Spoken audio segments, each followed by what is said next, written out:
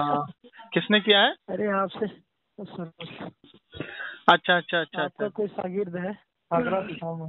آپ کی تعریف حضرت؟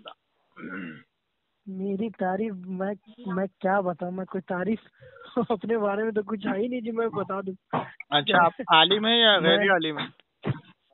میں جناب عالم بالکل نہیں ہوں، ٹھیک ہے. اچھا بس تھوڑا سا اپنے اسلام حدیث قرآن پاک کے بارے جانتا ہوں بس. اچھا کون سے پتہ نہیں سر اس کو کیا ہے، چھوٹی چھوٹی باتوں بولتا ہے، وہاں لگا دے وہاں لگا دے. بتائیے میں کیا بولوں. نہیں میں یہ پوچھنا چاہ رہا تھا آپ سے کہ جی آپ جی. آج کی تاریخ میں کس مسلک کو فالو کر رہے ہیں؟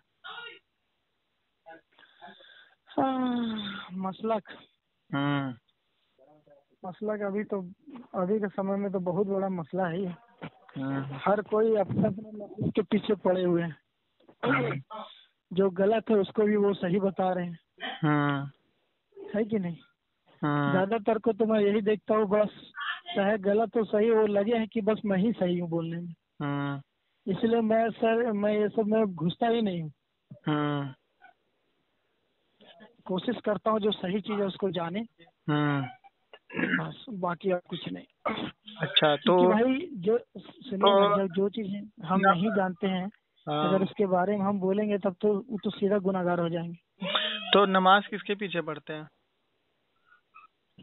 نماز کس کے پیچھے پڑھتے ہیں؟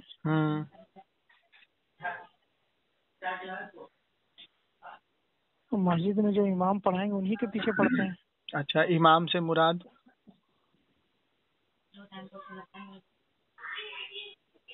مطلب نہیں سمجھا.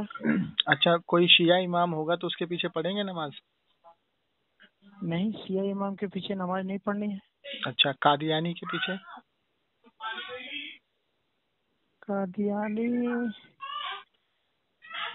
قادیانی کے پیچھے بھی شاید نہیں پڑھنی ہے، اتنا اس کو ان کو جانکاری نہیں ہے. اچھا رافضی کے پیچھے؟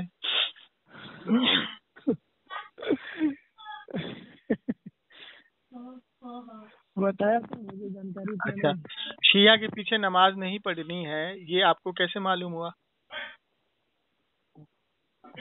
کیونکہ بہت سارا وہ جو ہے غلط ہے وہ. اچھا قادیانی کے پیچھے نماز نہیں پڑھنی ہے وہ بھی غلط ہے، آپ کو معلوم ہو گیا. جی جی. اچھا تو دیوبند کے بارے میں وہ غلط ہے، وہ آپ کو معلوم نہیں ہوا؟ میں دیوبند کے پیچھے، میں نورا میں رہتا ہوں، وہاں ہماری مسجد جو ہے ٹھیک ہے،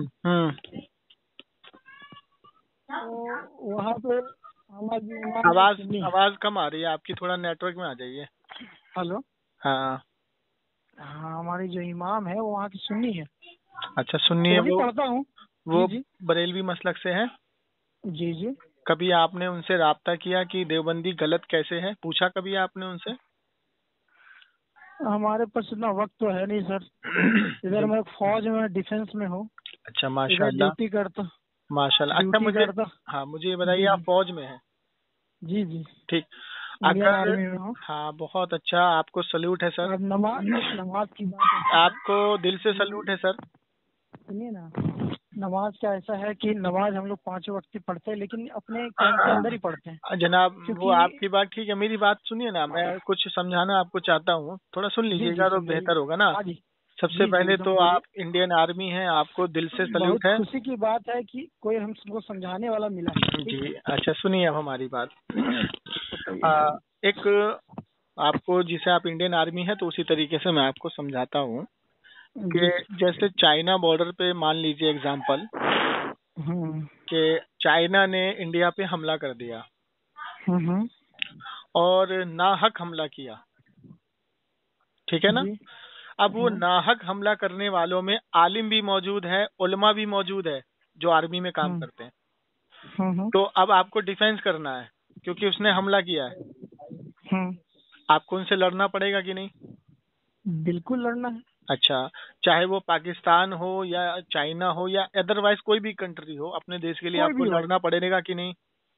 ایک دم، چاہے وہ ٹوپی پہنا ہو، داڑھی رکھو، نو پرابلم، پھر بھی لڑنا پڑے گا. اگر وہ ایک دم 100% لڑنا پڑے گا. آپ کو یہ نہیں دیکھنا ہے کہ وہ ٹوپی اور داڑھی پر لگائے. بالکل. کیوں؟ اس کی وجہ کیا ہے سنیے. اس کی وجہ ہے حدیث مبارکہ کہ نبی کریم صلی اللہ تعالی وسلم نے ارشاد فرمایا کہ جس ملک میں رہو اس کی ہاں اس کی تائید کرو، اس کی اطاعت بھی کرو، تائید بھی کرو. جی جی جی. اور اس وطن کے لیے جان بھی دینی پڑے تو دو. بالکل. اور اس کی بڑائی بھی کرو. ٹھیک ہے جی. تو اب ہمارا یہ یہاں پہ اس حدیث کے مطابق ایک اصول بن گیا کہ ہم حدیث پہ ہمیں چلنا ہے، اور ہمارے ملک پہ جو ناحق ہمیں پریشان کرے یا ہمارے ملک میں رہنے والے، چاہے وہ ہندو ہو، مسلم ہو، سکھ ہو، عیسائی ہو، کسی کو بھی ناحق کوئی بھی دیش پریشان کرے تو ہمیں اس کے خلاف لڑنا ہے. ایک دم ٹھیک. اب آ جاتے ہیں اس طرف. جس نے حدیث کہی، ٹھیک ہے، جس نے حدیث اپنی زبان مبارکہ سے کہی وہ نبی پاک صلی اللہ تعالی علیہ وسلم ہے. بالکل. وہ کون ہے؟ اللہ کے سب سے محبوب اور سب سے پیارے نبی ہیں. جی. وہ کون ہے؟ جن کے صدقے میں کائنات بنی ہے. بے شک. انہوں نے اپنی زبان سے جس کے بارے میں تعریف کر دی، ہمیں بھی کرنی ہے. جی ٹھیک. آپ سنیے، شیعہ کو ہم غلط اس لیے کہتے ہیں کہ نبی کریم صلی اللہ تعالی وسلم نے صحابہ کو خلفائے راشدین بنایا. ٹھیک ہے، ان کو 4 خلیفہ اپنے بنائے. ٹھیک. سب سے بڑا حضرت ابو بکر کو بنایا. ٹھیک. لیکن شیعہ کو ہم غلط اس لیے کہتے ہیں، اس کے پیچھے ہم نماز اس لیے نہیں پڑھتے ہیں کیونکہ وہ صحابہ کو گالی دیتے ہیں. اچھا. وہ خلافت کو نہیں مانتے. جی جی. تو وہ اسلام سے خارج ہے. قادیانیوں کو ہم اس لیے کہتے ہیں کیونکہ قرآن کہتا ہے کہ نبی یہ خاتم النبی ہے، ان کے بعد کوئی نبی دنیا میں نہیں آئے گا. ٹھیک. قادیانی کے احمد قادیان نے اپنے آپ کو نبی کہا تھا، نبوت کا دعویٰ کیا تھا. ٹھیک. تو ہم ان کے پیچھے اس لیے نماز نہیں پڑھتے کیونکہ وہ ہمارے حضور کی شان میں گستاخی کی اور اللہ کی قول کے مطابق بھی گستاخی، اس لیے ہم ان کے پیچھے نماز نہیں پڑھتے. نہ ہی ان کا کلمہ ہمارے نزدیک حجت ہے، نہ ہی ان کی داڑھی حجت ہے، نہ ان کی نماز حجت ہے. اسی طریقے سے ہمیں یہ دیکھنا ہے کہ حضور کی شان میں گستاخی کر کون رہا ہے. سمجھ رہے بات کو؟ ہاں. اگر آپ یوٹیوب کھولیں گے تو علماء اہل حدیث کی تقریر کو جب آپ سنیں گے تو ان کی تقریروں میں اللہ کے رسول کے لیے گستاخیوں بھرے جملے بہت سارے ہیں. اللہ کے رسول کے بارے میں کیا کہتے ہیں کہ اللہ کے رسول کو کوئی اختیار اللہ نے نہیں دیا، نہ اختیار ہے. ٹھیک. گنبد خضرا کو توڑا جائے گا، توڑنا جائز ہے. ٹھیک. مسجد کے اندر یا رسول اللہ بولنا کفر ہے، مسجد خراب کرنا ہے. ٹھیک. یہ ہے اہل حدیث. تو ہمیں ان کے پیچھے نہیں جانا ہے، نہ ان کے پیچھے نماز پڑھنی ہے. اب آ جائیے دارالعلوم دیوبند پہ. ٹھیک ہے. تو دارالعلوم دیوبند نے جو اپنی کتابوں میں نبی کریم صلی اللہ علیہ وسلم کی شان میں گستاخی کی ہے، اس گستاخی کے تحت اسام الحرمین کے 265 علماؤں نے کفر کا فتویٰ لگایا ہے، جس کے بارے میں کتاب لکھے اس پر.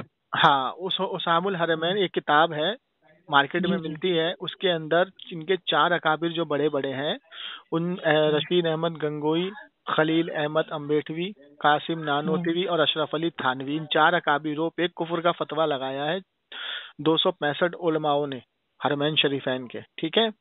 اور یہ بھی کہا ہے کہ ان کے کفر میں اگر کوئی شک کرے تو وہ بھی کافر ہے. سنیے پہلی عبارت کون سی ہے؟ پہلی عبارت ہے حفظ الایمان. کتاب کا نام ہے حفظ الایمان، لکھنے والے ہیں مولانا اشرف علی تھانوی. ٹھیک.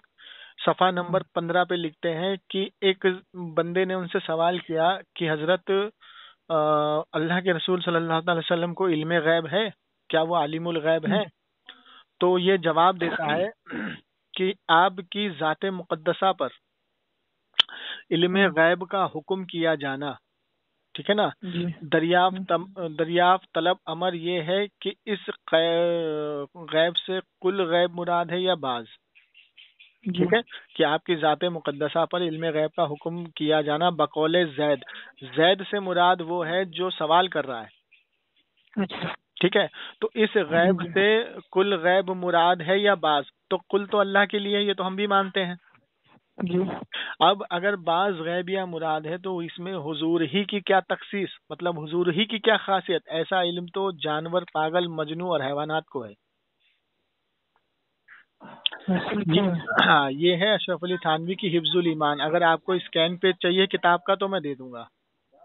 نہیں نہیں بھائی، اتنی بڑی بات لکھا ہے تو پھر کوئی ڈاؤٹ ہی نہیں ہے. ہاں سنیے، آپ دوسری عبارت سنیے.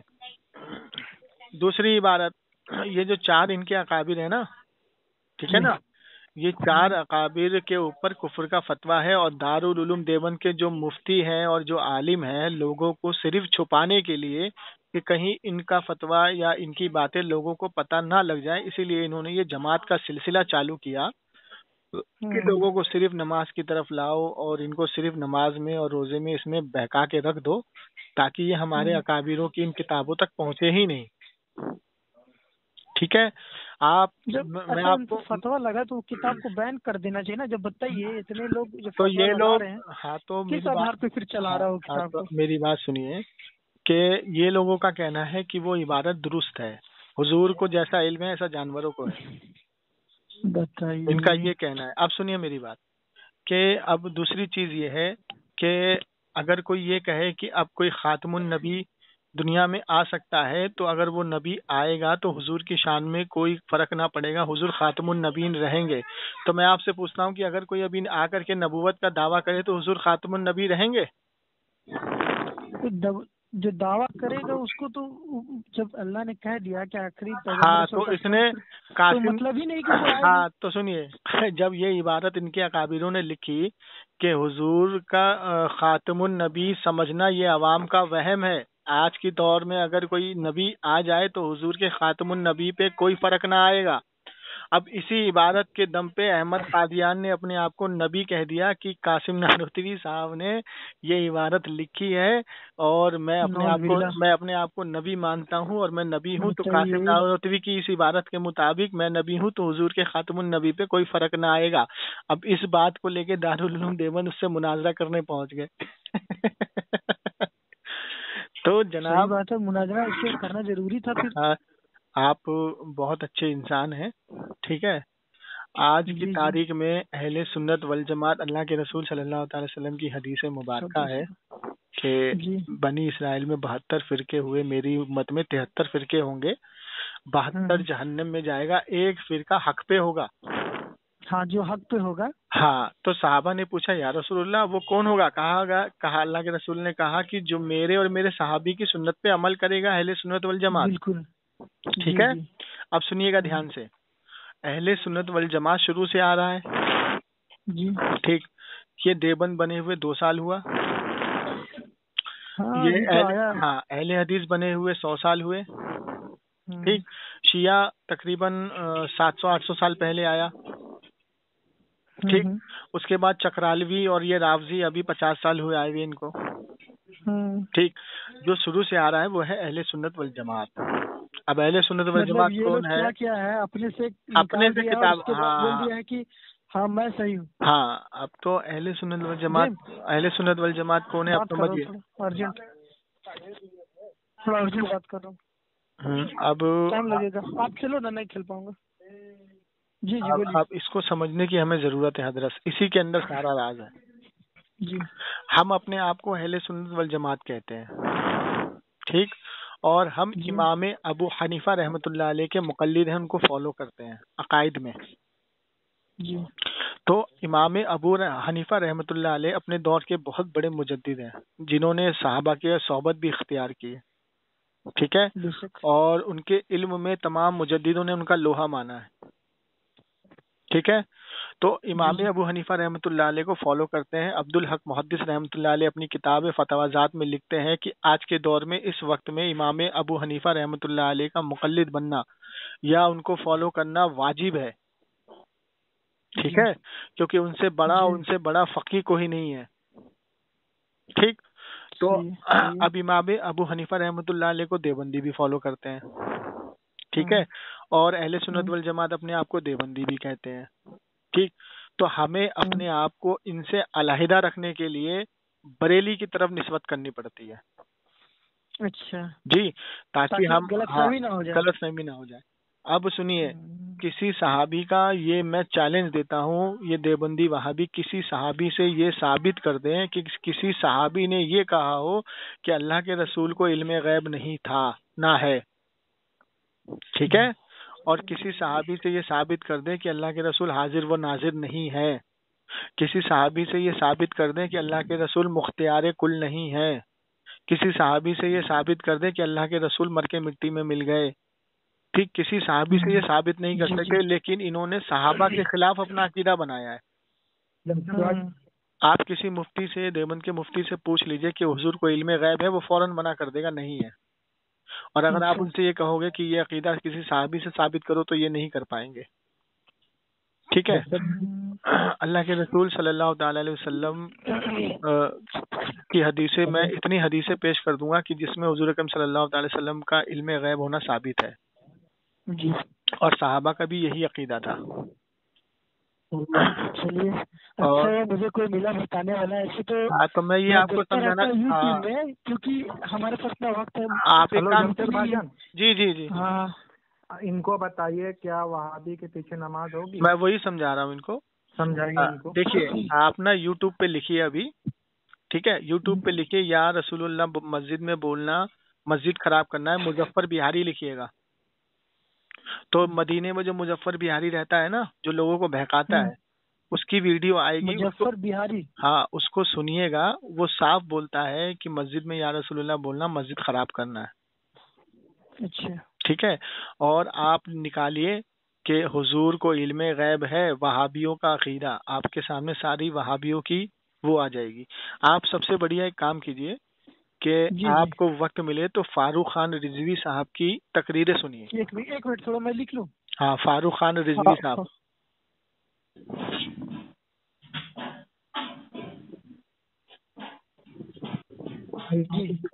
فاروق خان رضوی صاحب کی, فاروق خان رضوی صاحب کی تقریر آپ وہاں لکھیں گے نا, تو وہ جب وہ تقریر کرتے ہیں تو وہ تمام کتابیں دکھاتے ہیں لیپ ٹاپ پہ.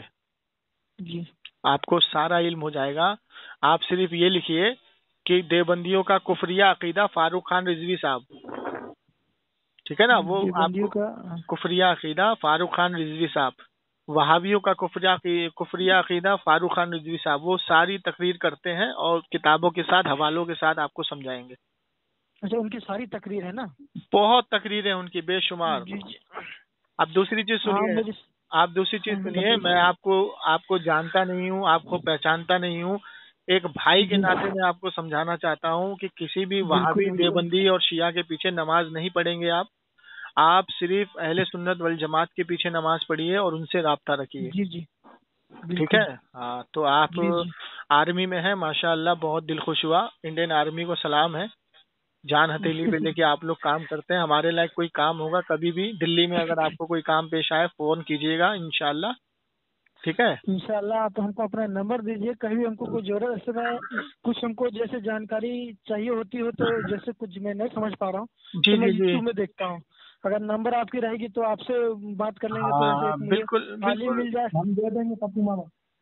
ٹھیک ہے, مجھے ایسے بولیں گے تو مجھے ایک گرو مل جائیں گے. ٹھیک ہے جی, جو کچھ بھی میرا نمبر ان بھائی سے آپ لے لیجئے گا انشاءاللہ. اور آپ بہت اچھا, آپ نے مجھے کال کرا, میں نے آپ کو سمجھایا, آپ نے سنا. تو ہاں, جتنی حدیثیں میں نے آپ کو بیان کی ہیں, اگر آپ کو چاہیے تو میں دے بھی دوں گا. آپ اردو پڑھے ہوئے؟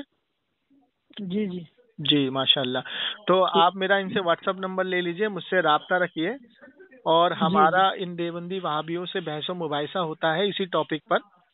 تو میں آپ کو اپنی وہ بحث و مباحثہ, آپ دیکھیے, اگر جو غلط کرتا اگر کوئی بولے گا نہیں وہ اور کرتا چلا جائے گا. تو اسی لیے میں آپ کو بحث و مباحثہ بھی بھیجوں گا. ٹھیک ہے, ابھی ایک مفتی سے آدھے گھنٹے پہلے بات ہوئی ہے, ان کے مفتی سے. وہ ریکارڈنگ ابھی ہم نے ڈالی نہیں ہے یوٹیوب پہ, لیکن آپ کو میں پرسنلی بھیج دوں گا, اس کو سنیے گا. جی جی, تو ہم لوگ اپنے بھائیوں کو ان کے کفریہ عقیدے سے بچاتے ہیں. ٹھیک, تو آپ بہت ضروری ہے. ہاں, آپ اپنے ایمان کو بچائیے, اللہ آپ کی حفاظت کرے. اور کیونکہ ابھی ایسا ہو گیا ہے نا, ابھی اتنے لوگ آ گئے ہیں, لوگ کو خود نہیں سمجھ میں آ رہا ہے کہ کیا ہو رہا ہے. اس کی وجہ یہ ہے کہ ہم نے دین کو چھوڑ دیا, اپنے بچوں کو تعلیم دینا چھوڑ دیا. ہم نے اپنے بچوں کو صرف انگلش ہندی میں لگا دیا ہے اور دین کی تعلیم چھوڑ دی ہے, کیونکہ اللہ کے رسول نے فرمایا کہ دین سیکھنا ہر مسلمانوں پہ فرض ہے. تو ہم نے کیا کرا، اپنے بچوں کو چھوڑ دیا. اب ہمارا بچہ کہاں جا رہا ہے، کس سیاح کے پاس جا رہا ہے، کس رافضی کے پاس جا رہا ہے، اٹھ رہا ہے بیٹھ رہا ہے، کیا کر رہا ہے، ہم اس کی بالکل خبر ہی نہیں لیتے، کیونکہ ہم صبح ڈیوٹی جاتے ہیں، شام کو آتے ہیں، ہمیں کوئی خیر خبر ہی نہیں اپنے بچوں کی. بالکل. یہاں پہ یہاں تک ہو گیا ہے، دیکھیے نا ابھی جیسے ہم فوج میں ہیں تو یہاں پہ کئی ایسے مسلمان بندے ہیں جس کو کچھ پتا ہی نہیں ہے، بس نام ہے مسلمان، ہے مسلمان کا نام، باقی کچھ معلوم ہی نہیں ہے کہ کیا ہے دین، کیا کرنا ہے. کٹا بھی کھا جا رہا ہے، کچھ بھی کر جا رہا ہے، مطلب آپ سب کا نمبر مجھے دیجیے، انشاءاللہ میں سب کو سمجھاؤں گا انشاءاللہ. ٹھیک ہے انشاءاللہ. جی جی ان کو بتائیے، وہ بول رہے تھے کہ مزاروں پہ جانے سے کیا ہوتا ہے، کوئی فائدہ ہے؟ جی جی میں سمجھا دیتا ہوں آپ کو. اللہ کے رسول صلی اللہ تعالی وسلم کی حدیث مبارکہ ہے کہ آپ نے فرمایا کہ مجھے میری والدہ کے قبر پہ جانے کی اجازت اللہ تعالیٰ نے دی ہے. ٹھیک ہے، تو اے صحابہ تم بھی قبروں پہ جایا کرو. جی. تو مزار پہ جانے کا فائدہ کیا ہے کہ اللہ نے جو قرآن میں فرمایا ہے کہ الا ان اولیاء اللہ ولا خوف علیہم یحزنون. ہاں، ہمیں سیدھے راستے پہ چلا. کن کے راستے پہ؟ جن پر تیرا انعام ہے. جی جی. کن پر ایمان؟ اللہ کا انعام ہے، نبیوں پر ہے، اللہ کے ولیوں پر ہے، نیک بندوں پر ہے. ٹھیک ہے. ہاں ہاں جی بولیے. ہاں، اللہ کے صحابیوں کے طریقے پہ چلا، اور اللہ اپنے نیک بندوں کے جن کو ہم ولی کہتے ہیں. جی جی. ولی ہم صحابہ کو بھی کہتے ہیں، ولی ہم نبی کو بھی کہہ سکتے ہیں. ٹھیک ہے نا. اور ان کے راستے پہ چلا، نہ کہ ان کے راستے پہ جن پہ تو ناراض ہوا اور جس پہ تیرا عذاب ہوا. جی. ٹھیک ہے، ان کے راستے پہ مت چلا، ہمیں ان کے راستے پہ چلا. تو جو اللہ کے مقرب بندے ہیں، جن کو اللہ چن لیتا ہے، جن پہ اللہ اپنی عنایت کرم کرتا ہے، جن پہ حضور اکرم صلی اللہ علیہ وسلم کا فضل و کرم رہتا ہے، تو وہ اللہ کے ولی ہوتے ہیں، جو پوری زندگی اپنی وقف کر دیتے ہیں عبادت میں اور لوگوں کی رہنمائی میں. جی. تو ہمیں مثال میں آپ کو دیتا ہوں، جیسے ہم مسجد میں نماز پڑھتے ہیں، تو اگر ہمارے والد صاحب بیمار ہیں تو ہم امام کو کیا کہتے ہیں؟ امام صاحب ذرا ہمارے والد کے لیے دعا کر دیجیے. دعا کیجیے گا. کیوں کہتے ہیں؟ اس لیے کہتے ہیں کیونکہ اس پوری مسلمان میں ہم نے اس کو امام بنایا، اپنا رہنما بنایا ہے. بے شک بے شک. اللہ نے اس کو اتنا علم دیا کہ وہ علم حاصل کر کے ہمارا رہنما بنا، ہمارا امام بنا. ٹھیک ہے. ہاں، اس لیے ہم اس کو کہتے ہیں. ٹھیک. اور جو ہمارا یار دوست ملتا ہے، تو جو شرابی ہو کبابی ہو، اس کو کہتے ہیں آپ کہ میرے والد کے لیے دعا کرنا؟ نہیں کہتے، کیونکہ پتہ یہ شرابی ہے. لیکن اگر اسی دوست میں کوئی مقرب بندہ، اچھا بندہ ہے، جو اخلاق کا اچھا ہے، جو پڑھا لکھا ہے، جو بہترین طریقے سے گفتگو کرتا ہے، اس کو بولیں گے بھائی میرے باپ کے لیے، میرے ابا کے لیے دعا کر دیجیے. دعا کر دیجیے گا. کیوں کہتے ہیں؟ اسی لیے کیونکہ وہ مقرب، اللہ نے اس کو علم سلیم دیا ہے، اللہ کے نزدیک ہے وہ. ہاں. اچھا آپ سنیے، تو اولیاء اکرام کی جو مزارات ہوتی ہے، اس کو سمجھنے کی ضرورت ہے. مزار ہوتی کیا ہے، کہتے کس کو ہے مزار؟ دیکھیں، اللہ نے کعبہ بنایا، ٹھیک ہے، تو کعبے پہ غلاف ڈالا. تو کعبے پہ غلاف کس نے ڈالا؟ ابواب الناس نے ڈالا. کیوں ڈالا؟ کیونکہ اسی برابر کے پہلے مکان ہوتے تھے. اچھا. تو لوگ کہیں اس کو جیسا نہ لگے، ہاں، لوگ کہیں اس کو وہ عام مکان نہ سمجھ لیں، اسی لیے اس پہ غلاف ڈالا گیا کہ یہ اللہ کا گھر ہے. ٹھیک ہے نا. اب اسی طریقے سے قرآن مجید ہے. لائبریری میں کتنی کتابیں ہوتی ہیں؟ بہت ساری. تو اگر میں آپ سے کہوں کہ جاؤ بھائی قرآن شریف لے کر کے آؤ لائبریری میں سے، تو قرآن شریف کے اوپر غلاف ہے. بالکل ہے. تو آدمی جائے گا، دیکھے گا جس کے اوپر غلاف ہے، اس کتاب کو اٹھائے گا اور لے کر کے آ جائے گا، کیونکہ معلوم ہے کہ یہ کتاب سب سے الگ ہے، یہ اللہ کی کتاب ہے. بالکل. بات سمجھ میں آ گئی آپ کو؟ جی جی. اور جتنی کتاب ہے اس کو ڈھونڈنے میں وقت لگے گا. ٹھیک ہے. تو اس کتاب کا مقابلہ کوئی نہیں کر سکتا. ٹھیک ہے. تو اسی لیے اس کے اوپر غلاف ڈالا گیا. غلاف ڈالنا نہ حدیث میں آیا ہے، نہ قرآن میں آیا ہے کہ تم قرآن پہ غلاف ڈالو، لیکن یہ ابواب الناس کا اجماع ہے.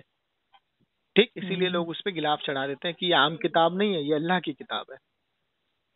اسی طریقے سے جو مزار ہے، جو صاحب مزار ہے، جو اللہ کا ولی ہے، جب وہ دنیا سے جاتا ہے تو اس کو تم عام انسان مت سمجھو، اسی لیے اس کی مزار کو بنایا جاتا ہے. سمجھ گئے بات کو؟ جی جی. اور اس پہ صرف ایک چادر ڈالنے کا حکم ہے، کیونکہ نبی کریم صلی اللہ تعالی وسلم سے ثابت ہے کہ انہوں نے صحابہ کی قبر پہ، قبر کے اندر بھی چادر ڈالی ہے اور قبر کے باہر بھی چادر ڈالی ہے. ٹھیک، تو ایک چادر ڈالنے کا حکم ہے. لیکن اب کچھ جاہل لوگ، مثال کے طور پہ کہ شراب پینا حرام ہے، اگر آپ کا پڑوسی شراب پیتا ہے وہ مسلمان ہے، ٹھیک ہے، تو آپ اس کو بار بار سمجھاتے ہیں بھائی شراب پینا حرام منع ہے، تو آپ شراب مت پیو، لیکن وہ آپ کی بات کو نہیں مانتا، وہ پیتا ہے، تو اس کی ذمہ داری آپ کے اوپر سے ختم ہو گئی، کیونکہ آپ نے اس کو سمجھا دیا. جی، ایک بار سمجھا دی یا سمجھا دیے. ہاں، اگر کوئی جاہل آدمی یہ کہے بھائی کہ سارے مسلمان شراب پینے والے ہیں، تو وہ خود جاہل ہے بولنے والا. سمجھ گئے؟ ہاں، تو کسی ایک مسلمان کی غلطی سارے مسلمانوں پہ نہیں تھوپی جاتی. ابھی یہ ہمارے میں ہی آپ کو بتا رہا ہوں، جیسے میں فوج میں ہوں جی، تو یہاں پہ کئی ایسے ہیں جو مسلمان پیتے بھی ہیں، تو غیر قوم کے ساتھ وہ پیے ہیں، ٹھیک ہے. اب جیسے ہم ہیں اور بھی جیسے ہمارے ثاقب بھائی میں کچھ ہم لوگ ہیں جو نماز پڑھتے 5 وقت کی اور اللہ کرم سے ہر چیزوں سے دور ہے، کسی بھی چیز سے. دیکھیے شراب، لیکن لوگ، کئی لوگ ہیں باہر کے لوگ ہیں، وہ بولتے ہیں جیسے ارے یار تمہارے میں تو دارو ملتا ہے تو تم لوگ پیتے ہو گے. تو کیوں وہ ایسا بولا؟ کیونکہ اس نے دیکھا ہے پیتے ہوئے. بولتا یار وہ تو ہے جو ہم سے اس کو تمہیں دیکھا پیتے ہوئے. ہاں دیکھیے، میں میرے اوپر بھی نام آ جاتا ہے، میں ایک چیز آپ کو، ہاں، تو آپ کو کتنا برا لگتا ہوگا؟ بہت برا لگتا ہے. دیکھیے، شراب پینا کسی بھی دھرم میں جائز نہیں ہے، چاہے وہ ہندو ہو، مسلم ہو، سکھ ہو، عیسائی ہو، کرسچن ہو، یہودی ہو، نصارہ ہو. بات سمجھ رہے؟ ان کی کتابوں میں منع ہے لیکن وہ فالو نہیں کرتے. ہاں، آپ سنیے میری بات، کہ جب ایک آدمی کی تہمت آپ کے اوپر لگتی ہے اور آپ وہ کام نہیں کرتے تو آپ کو کتنا برا لگتا ہوگا، ٹھیک ہے نا. تو اب جو مزاروں کی بات آئی ہے، تو جو یہ اجمیر شریف درگاہ ہے اعلی خواجہ غریب نواز چشتی رحمۃ اللہ علیہ کی، تو وہاں پہ رافضیوں کا قبضہ ہو گیا ہے. سمجھ شریف نا؟ ہاں، رافضی اعلی حضرت کی عبادت کو دکھاتے ہیں. اعلی حضرت نے عورت کا مزار پہ جانا حرام لکھا ہے، اور تعظیمی سجدہ حرام ہے، جان بوجھ کے کرو تو شرک ہے، اور مزار کا طواف کرنا یہ منع فرمایا ہے، اور کسی مزار پہ اگر ایک چادر چڑھی ہو تو دوسری چادر نہ ڈالی جائے.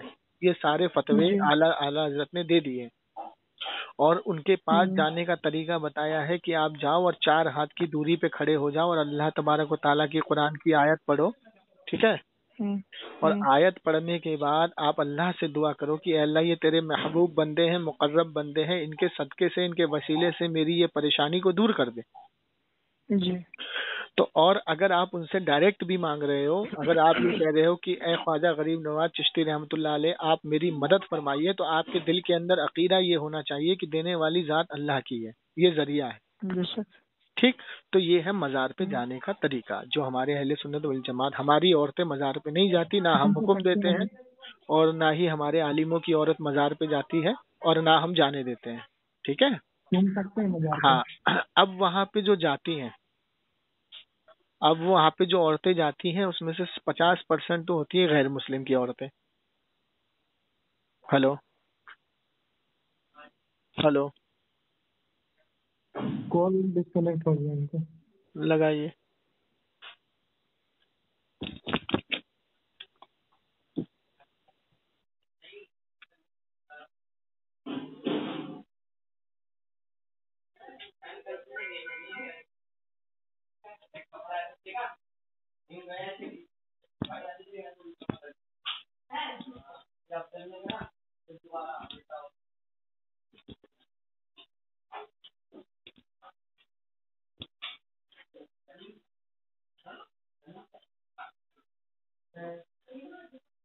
کہیں اور بھی ہے.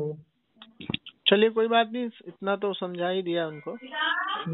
ہلو، جی ہلو، السلام علیکم. وہ آواز پتہ نہیں نیٹ ورک ادھر دکھانے لگا تھا. چلیے، تو جس طریقے سے یہ عورتیں جاتی ہیں نا مزار پہ بھائی، جی اس میں سے 50% ہوتی ہے غیر مسلم عورتیں.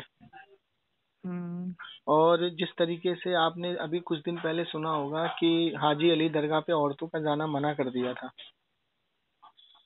ہاں کچھ ہوا تھا وہاں کیس. تو اس میں عورتوں نے کیس ڈال دیا تھا، تو اس کی وجہ سے غیر مسلم عورتوں نے بھی کیس ڈال دیا تھا. تو پھر وہاں پہ اجازت مل گئی کیونکہ کورٹ کا آرڈر آ گیا. ٹھیک ہے، تو اس وجہ سے عورتوں کا ایک وہاں پہ حد بنا دی گئی ہے کہ عورت اندر نہیں جائے گی، باہر باہر گھومے گی اور چلی جائے گی واپس. تو اعلیٰ حضرت کی درگاہ کے اندر عورتوں کا جانا سخت منع ہے. وہاں پہ تو انہوں نے کیس ڈالا تھا عورت نے، لیکن یہ درگاہ والوں نے ان کو جیتنے نہیں دیا. اور اعلیٰ حضرت کی درگاہ پتہ چلا تھا. تو اب دوسری چیز یہ ہے کہ اب یہ جو وہاں پہ شیعہ رافضیوں کا جو قبضہ ہو گیا ہے نا، تو اس کے تو ہم بھی خلاف ہیں کہ جو وہاں پہ ڈھول تاشے. شیعہ رافضی کون ہے؟ دیکھیے شیعہ ہی ہے نا وہ لوگ. ہاں، شیعہ تو مطلقاً جو ہے صحابہ کا انکار کرتا ہے. اور جو رافضی ہے نا، وہ رافضی کچھ صحابہ کو مانتا ہے اور کچھ صحابہ کو معاذ اللہ کافر کہتا ہے. تو شیعہ رافضی دونوں ایک ہی ہے کہ دونوں الگ الگ ہیں؟ یہ ایک ہی جڑ کی دو شاخ ہے. اچھا، پہلے وہ شیعہ ہوں گے اور شیعہ رافضی بن گئے نا؟ نہیں، پہلے وہ سنی میں تھے، انہوں نے شیعہ نے ان کو بہکایا تو وہ رافضی ہوئے. اچھا ٹھیک ہے. تو اب یہ ایک ہی جڑ کی دو شاخ ہے. تو انہوں نے وہاں پہ قبضہ کیا. قبضہ کرنے کے بعد جو ہے عورت کا اور قوالی پٹوانا، ڈھول پٹوانا، مردوں کو سجدہ کروانا، عورتوں کو سجدہ کروانا، عورتوں کو وہاں پہ نچوانا، تو یہ سب کام کے خلاف ہم لوگ بھی ہیں اور ہم لوگوں کا فتویٰ ہے ان کے اوپر. بالکل، یہ سارے غیر ذمہ دارانہ کام ہیں. ٹھیک. اب کچھ درگاہ ایسی ہیں کہ جہاں پہ بریلویوں کی پکڑ اچھی ہے تو وہاں پہ عورت مزار میں نہیں جاتی.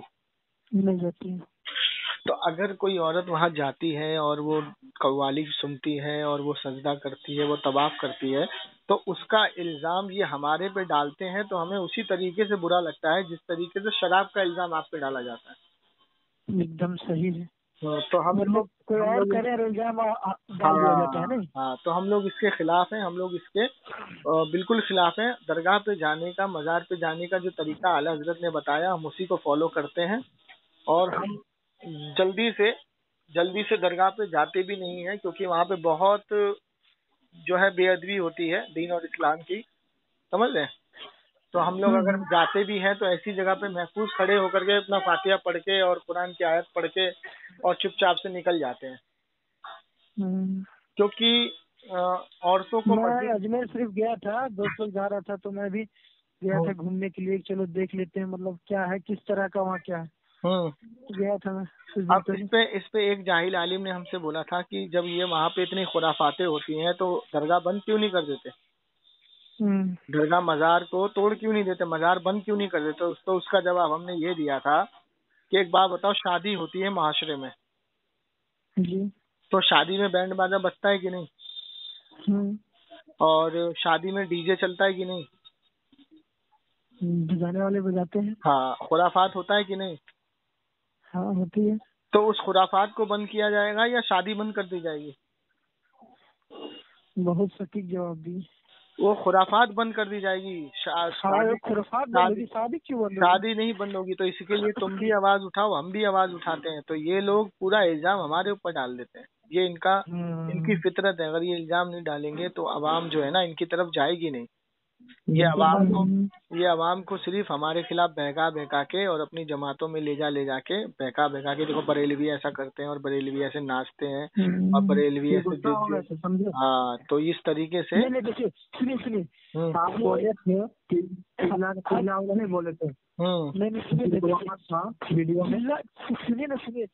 چلا کا تو کوئی بات ہی نہیں. دیکھیے ہم کو یہ تھا کہ آپ مزار جاتے ہیں. میں مزار اسی لیے نہیں جاتا ہوں. مزار میں جو آپ بتائے جو بے ادبیاں ہوتی اتنی زیادہ ہوتی جس کا کوئی حساب ہی نہیں. دیکھیے میں ایک چیز آپ کو سمجھا دیتا ہوں. مزار پہ جانا، قبر پہ جانا یہ سنت رسول ہے. اس کے خلاف آپ منع نہیں کر سکتے. ٹھیک ہے. گھر پہ جاتا ہوں، وہاں فاتحہ پڑھتا ہوں. ہاں بالکل. اچھا، اب دوسری چیز یہ ہے کہ جیسے ہم صلاۃ و سلام پڑھتے ہیں، ٹھیک ہے، جیسے ہم فاتحہ کرتے ہیں اور جیسے ہم جو بھی کام کرتے ہیں تو یہ مستحب عمل ہے. مستحب عمل کا مطلب یہ ہے کہ اگر کرا تو ثواب، نہ کرا تو کوئی گناہ نہیں. جی. فاتحہ پڑھا تو ثواب، نہیں پڑھا تو کوئی گناہ نہیں. ٹھیک، تو یہ مستحب عمل ہے. مستحب عمل کی دلیل نہیں ہوتی. اب میں آپ کو مثال دے دیتا ہوں کہ اللہ کے رسول صلی اللہ تعالی وسلم کے زمانے میں پکی مسجد نہیں تھی. جی. مائک سے اذان نہیں ہوتی تھی. جی. کتابیں نہیں چھپتی تھی. ہوں. یہ سب مستحب عمل ہے. ہوں. جیسے بخاری شریف کی کتاب تھی کیا اللہ کے رسول کے وقت میں؟ نہیں تھی. حدیثوں کی کتاب تھی کیا؟ نہیں تھی. یہ سب مستحب عمل ہے. یہ جس نے کیا ان کو ثواب، اگر یہ نہیں لکھتے تو کوئی گناہ نہیں. ہاں، اب ایسی مثال کے طور پہ کہ مسجد میں کوئی اے سی لگاتا ہے تو اے سی لگانا تو صحابہ سے ثابت نہیں ہے. ٹھیک، لیکن اگر وہ اے سی اس لیے لگاتا ہے کہ بھائی جو اللہ کی عبادت کرتے ہیں وہ بندوں کو پریشانی نہ ہو اور وہ بندے ٹھیک سے سکون سے نماز پڑھ لیں اور اس کا ثواب مجھے مل جائے، تو یہ مستحب عمل ہے. جی. اچھا، جو مسجد میں امام صاحب جو مصلی بچھاتے ہیں، کوئی مخمل کا بچھاتا ہے، کوئی کسی کا بچھاتا ہے، تو زمانے میں حضور میں تو نہیں تھا یہ. لیکن یہ مستحب عمل ہے. کسی نے چٹائی دے دی خیرات میں، کسی نے بدنہ دے دیا، لوٹا دے دیا، تو یہ سب مستحب عمل میں آتا ہے. تو مستحب عمل کی دلیل نہیں مانگی جاتی. جو دلیل مانگتا ہے یا تو وہ جاہل ہے یا وہ علم سے خالی ہے. جی، بات سمجھ گئے آپ؟ صحیح بس جی. جب جو چیز کا، ہاں سمجھ گیا میں یہ بات کو. تو اگر میں یہ کہوں کہ بھائی تم یہ کہتے ہو کہ دین میں ہر نیا کام بدعت ہے اور ہر بدعت گمراہی ہے، جہنم میں لے کے جائے گی. ٹھیک، تو دین میں ہر نیا کام بدعت نہیں ہے. بدعت کی تعریف سنو کیا ہے. بدعت کی تعریف یہ ہے کہ جس کا ثبوت قرآن اور حدیث میں نہ ملے، چاہے اشارت النص سے یا دلالت النص سے. ٹھیک، وہ کام بدعت ہے. جس کا ثبوت قرآن حدیث میں اشارت النص یا دلالت النص سے نہ ملے اور شریعت سمجھ کے کر رہا ہے جو، وہ کام بدعت ہے. اللہ کے رسول صلی اللہ تعالی وسلم کی حدیث مبارکہ ہے، آپ نے فرمایا کہ اگر دین میں کسی نے اچھا طریقہ ایجاد کیا اور اس پہ تمام لوگوں نے عمل کیا تو ثواب اس کو بھی ملے گا جس نے ایجاد کیا اور اس کو بھی ملے گا جو عمل کر رہا ہے. مثال کے طور پہ امام بخاری نے بخاری کتاب لکھی، اس میں تمام حدیثوں کو جوڑا، تو یہ اچھا کام کیا انہوں نے. اب اچھا کام میں جو ان کے ساتھ عمل کر رہا ہے اس کو بھی ثواب مل رہا ہے اور امام بخاری رحمۃ اللہ علیہ کو بھی ثواب مل رہا ہے. تو یہ دین میں اچھا کام ہے. اسی طریقے سے دین میں کوئی ایسا کام کرے جس سے لوگوں کی بھلائی ہو. اب جیسے کھانا کھلانا ہے، لنگر کرنا ہے. ٹھیک، ابھی 11ویں شریف کرتے ہیں، جیسے چھٹی شریف کرتے ہیں، کوئی 11ویں شریف کرتا ہے، کوئی اپنے والد کے نام سے تیجا کرتا ہے، 40واں کرتا ہے. تو یہ سب حدیث سے ثابت ہے. اللہ کے رسول صلی اللہ تعالی وسلم سے صحابی نے فرمایا یا رسول اللہ میں اپنی والدہ کو ثواب پہنچانے کے لیے کیا کروں؟ تو آپ نے فرمایا کنواں کھدوا دو. انہوں نے کنواں کھدوایا، اب اس کا نام پڑ گیا ام سلیم کی ماں کا کنواں. ٹھیک، اب اسی طریقے سے اگر کسی کا والد انتقال کر گیا، اگر وہ پیاؤ لگا دے پانی کا یا پانی کا انتظام کر دے لوگوں کے پینے کا، تو یہ تو ہمیں اشارت النص سے ملی، دلالت النص سے بھی ملی. ٹھیک، تو یہ کام جائز ہے. اگر کوئی جاہل یہ کہہ دے کہ بھائی تم 11ویں کے نام پہ لوگوں کو کھانا کھلاتے ہو، تو کھانا کھلانا تو اشارت النص سے مل رہا ہے، حدیث سے بھی مل رہا ہے. حضور نے فرمایا کہ جس نے جس کو کھانا کھلایا اس نے گویا کہ ثواب کمایا. بالکل ٹھیک، تو کھانا کھلانا تو یہ تو اہل بیت سے ثابت ہے. ٹھیک، اگر کوئی اپنے والد کو ثواب پہنچانے کے لیے کسی غریب کو، کسی بھوکے کو کھانا کھلا رہا ہے اور اس کا نام تیجا یا 40واں رکھ رہا ہے، ٹھیک، کہ 40 دن کے بعد میں کھلاؤں گا یا 30 دن کے بعد کھلاؤں گا، تو یہ سب جو ہے عمل ہے، یہ مستحب عمل ہے. سمجھ میں آئی بات؟ جی جی. اس کی دلیل نہیں مانگی جاتی. جو دلیل مانگتا ہے وہ جاہل ہے. اب کوئی یہ کہے کہ مانگنے کی کوئی بات ہی نہیں ہے. اگر کوئی کہے کہ تیجا 40واں کی چیز ہے، ہاں، اگر کوئی یہ کہے کہ تم تیجا 40واں 11ویں کرتے ہو، یہ سب کرتے ہو، تو یہ سب قرآن حدیث میں کہاں ہے؟ تو ہر چیز تو اگر قرآن حدیث میں ڈھونڈے گا، ہر چیز اگر تو قرآن حدیث میں جائے گا، تو اللہ کے رسول کو تو معلوم تھا کہ کچھ لوگ ایسے آئیں گے جو دین میں نئی چیزوں کو لائیں گے. اسی لیے تو حضور نے فرمایا کہ دین میں اگر کسی نے کوئی ایسی چیز کو ایجاد کیا جس سے لوگوں کا فائدہ ہو رہا ہے اور دین میں اس کو فائدہ حاصل ہو رہا ہے، تو اس کو بھی ثواب ملے گا اور کرنے والے کو بھی ملے گا. کیا سمجھے؟ جی سمجھ گیا. ہاں تو یہ ہے بریلویت، اور یہ بریلویت 1400 سال سے ہے، لیکن ہم اپنے آپ کو صرف بریلی ان سے الگ لگانے کے لیے لگاتے ہیں، نہیں تو بریلوی کوئی مذہب نہیں ہے، بریلوی کوئی مسلک نہیں ہے. سمجھ رہے؟ اصلی جو مسلک ہے وہ ہاں لوگوں کو غلط فہمی نہ ہو. ہاں مسلک جو اصلی ہے وہ ہے اہل سنت والجماعت. جی جی ٹھیک ہے، تو اسی لیے ہم بریلوی لگاتے ہیں، بس اور کوئی مسئلہ نہیں ہے. اور بس ان کا ایمان سلامت رہے، ادھر ادھر گمراہ نہ ہو. آپ کو اگر کتاب پڑھنی ہے تو ایک کتاب آپ لے لیجئے، PDF کر لیجئے پلے اسٹور سے، جال حق. ایک منٹ تھوڑا لکھ لیتا ہوں اس کو. جال حق مفتی یار خان نعیمی رحمۃ اللہ علیہ کی. ایک منٹ بتائیے تو. جال حق. جال حق آگے بس اس کا نام یہی ہے، جال حق مفتی یار خان نعیمی رحمۃ اللہ علیہ کی لکھی ہوئی ہے. ٹھیک ہے، اس کو آپ پڑھیں گے تو بہت علم حاصل ہوگا آپ کو. ٹھیک ہے، اور اگر آپ کو پڑھنا ہے تو ایک اور کتاب لکھ لیجئے، الدولۃ المکیہ. الدولۃ المکیہ یہ اعلیٰ حضرت پہ لکھی ہوئی ہے.